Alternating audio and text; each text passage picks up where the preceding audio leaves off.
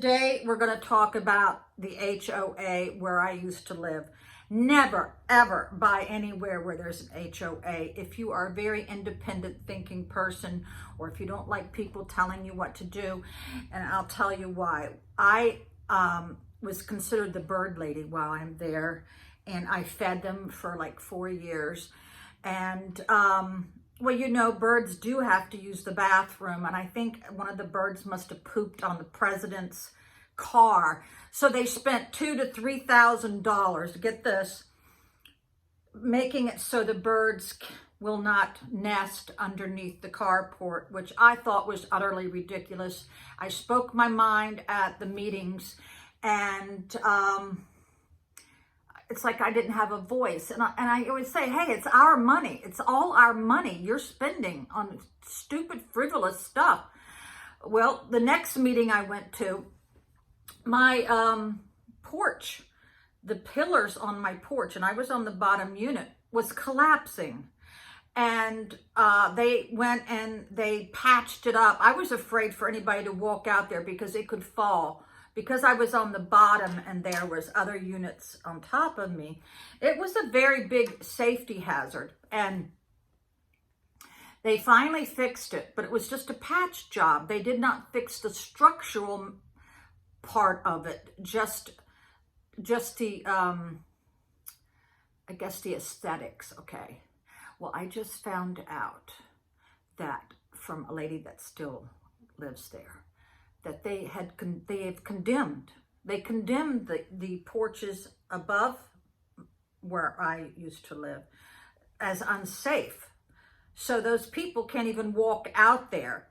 And at the last meeting, I brought that to their attention. I go, why did we all have to pay thousands of dollars for this beautiful dock to be built when our elevator, you say at any given moment, could give out, which is going to be a cost of $200,000, because it was Otis. It was the Otis elevator, and they don't make those parts anymore.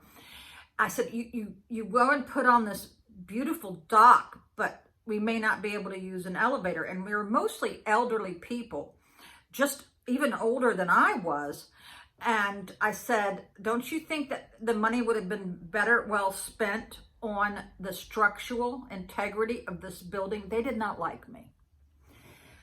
And they kept assessing us more and more and more. And the gentleman who bought the unit above me turned out to be on the board. And all of a sudden, he's out there fixing the walkway ramp into our units. And that's when we know, oh, they're finally doing something. It's, yeah, because he had to do that in order to sell his unit.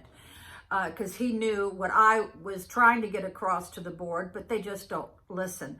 So, yeah, I do not like HOAs. I don't like how they spend our money. And it's like they have their own agenda. They don't really care about the safety, you know. And there's that condo, I think, in Miami that collapsed. It's the same kind of stuff. And, yeah, and then one day somebody accused me of having putting a satellite dish in the trash. I always had the underground wire, and I go, where are you all getting this from? Like I was being accused of this awful stuff.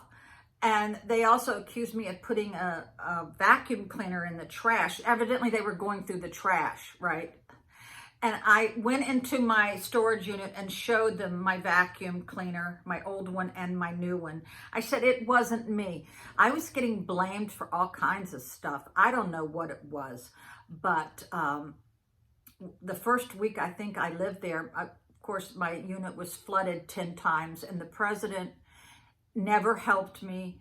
I had to beg him to come in to look at all the damage. I had to move out for 7 or 8 months. It was the worst nightmare of my life. So where I live at now, I am very happy. And no one telling me when to feed the birds or you know, what I can put in my yard and what I can't.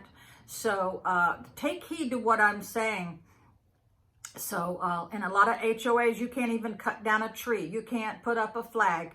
So be very leery of HOAs, and they can be very brutal.